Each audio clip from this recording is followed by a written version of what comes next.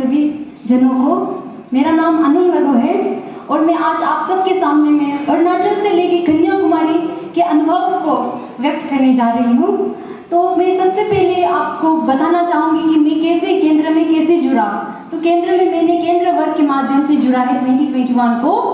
तो जब उसके बाद में हम लोग जब कन्याकुमारी के लिए जब हम लोग प्रस्थान यहाँ से कर रहे थे तो हमारे अरुणाचल से 10 कॉलेजेस के थे। 10 कॉलेजेस में से 50 भाई बहन हम कार्यकर्ता थे। तो उनमें से हम लोग सब जो ये वीके सिटी से भी थे, वीके सिटी से जैसे मेरे आगे में मेरे साथी ने कहा कि दियनलु, मिनिन और मैं गए थे। और हम लोग ने यहाँ से गुवाहाटी में फर्स्ट हम गुवाहाटी में स्टे किया। तो गुवाहाटी में हम VKIC बोल के विवेकानंद केंद्र ऑफ इंस्टीट्यूट एंड कल्चर्स बोल के, तो वहाँ में हमने देखा कि वहाँ में नॉर्थ ईस्ट का जितना कल्चर्स है सबको बहुत अच्छे से प्रिजर्व करके वो लोग ने रखा है। और साथ ही वहाँ में वो सब पूरा वुड से बना हुआ है। और वहाँ में लाइब्रेरी भी है जिसमें स्वामी जी का आपको नॉर्थ ईस्ट का जितना भी आप लोग को बुक्स का पढ़ने को मिल जाएगा। तो गुवाहाटी में एक इंसिडेंट, गुवाहाटी से हम लोग जब कलकत्ता जाने के लिए कर रहे थे तभी पर में हमारे साथ एक इंसिडेंट हुआ। एक बहन था जिसका उसका बैग गुम हो गया।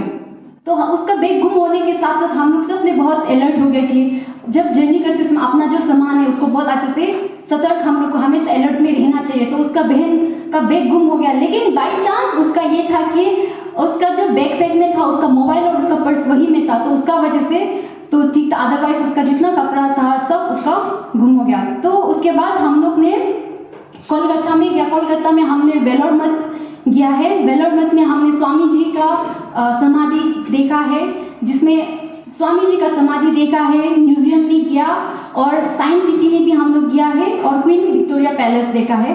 तो वेलोर मठ में भी हमारे साथ एक इंसिडेंट हुआ है कि एक बहन, आप लोग सोचेंगे बहन ज़्यादा है, हम लोग हमें जब यहाँ से निकल रहे थे तो 50 में से हम बहनों में मात्रा ज़्यादा थे, इसीलिए तरह दुर्घटना भी बहनों में ज़्यादा घटा है। तो बहनों में से एक बहन का फिर से हाथ जल गया। तो हाथ जलने का वजह से हम लोग जब वेलोर मठ में थे तो उसमें वहाँ में जो था डॉक्टर कोई नहीं था उसमें। तो वहाँ में एक जो स्वामी जी थे ना, तो उसने बहुत अच्छा से वो बहन का हम लोग को क्या किया, उसको मेडिसिन डॉक्टर को उसने कॉल किया, फिर उसका इलाज किया और अच्छा, और हम लोग को बहुत अच्छा फील हुआ उसको देख के। फिर हमारा वहाँ का वेलोर मठ का जो गेट था वो भी हम लोग के लिए सिर्फ ओपन करके रखा हुआ था। जो स्वामी जी के जो कार्यकर्ता है उन लोग के लिए ही वो लोग ने खोल के रख दिया था। तो बहुत अच्छा लगा वहाँ में जाके। और म्यूजियम में हमने देखा कि स्वामी जी ने उसने जो चिकागो में उसने ड्रेस पहना हुआ था और उसका स्वामी जी का फैमिली, स्वामी जी के गुरु रामाकृष्ण जी और गुरु माँ उसका श्रद्धा माँ देवी, वो सब का बारे में हम लोग ने म्यूजियम में देखा है। और उसके बाद में चेन्नई में हम लोग कोलकाता से चेन्नई गया। चेन्नई में हमने जहाँ भी रुका है वो जयंत भवन बोल के है। तो वहाँ में हमारा जितना भी स्वामी जी के स्वामी विवेकानंद जी के जितना भी बुक्स होता है वही भी पब्लिश किया था, वो सेंटर है। तो वहाँ में हम लोग ने आज रहा है। तो वहाँ का जो अखा और जो अन्ना है वो लोग ने बहुत अच्छा से हमारा सेवा किया, हमारा खान पान का ध्यान रखा है।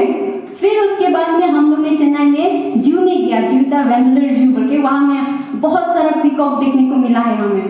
फिर लास्ट हम लोग जो चेन्नई से कन्याकुमारी का जो सफर है सबसे बोलेगा तो सबसे शांति, बहुत आराम रहा और कुछ भी आदमी ज़्यादा नहीं था, ऐसे कुछ भी नहीं था। ट्रेन में भी रहने का बहुत मज़ा था। तो हम लोग जो कन्याकुमारी में जो दिन में पहुंचा वही दिन में हम लोग रॉक मेमोरियल गया।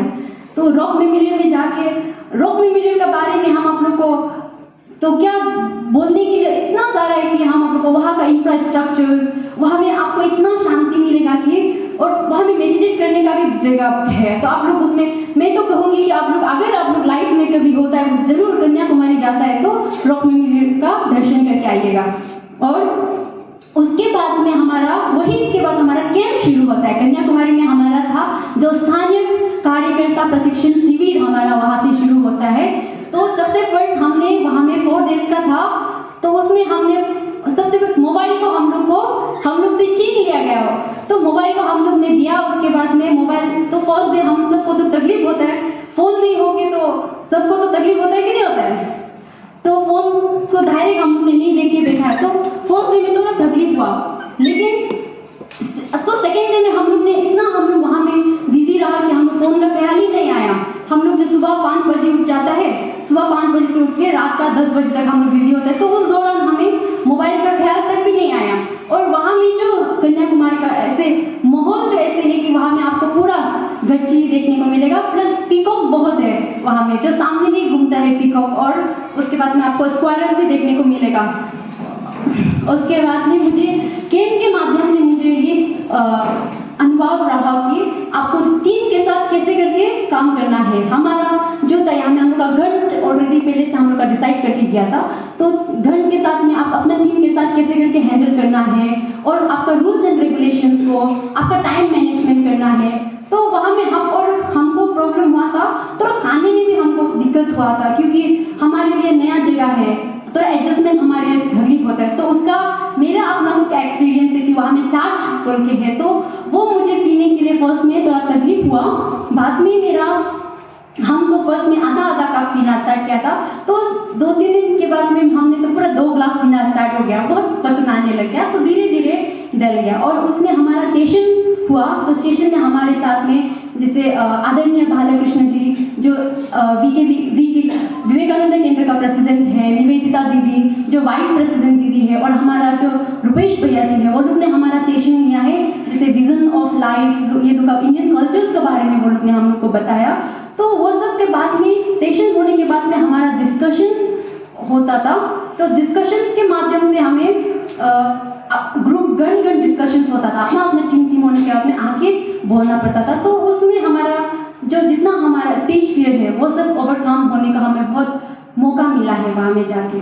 तो लास्ट दिन में जब हमको दीदी लोग ने केरला घुमाया है, केरला में हमने गया एक पद्मनाभपुरम पैलेस बोल के है, तो 500 ईयर्स पुराना वो पैलेस है, वो भी पूरा वुड से बना हुआ है।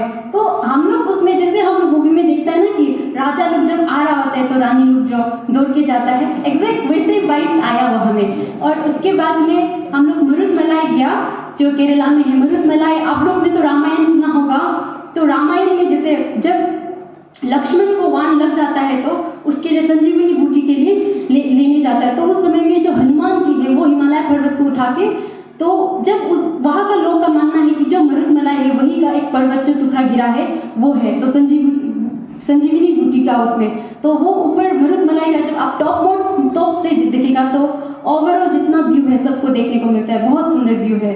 और मैं तो आपको ये भी कहूँगी कि आप लोग मरुदमलाई भी जरूर एक बार केरला जाने से जरूर विजिट कीजिएगा।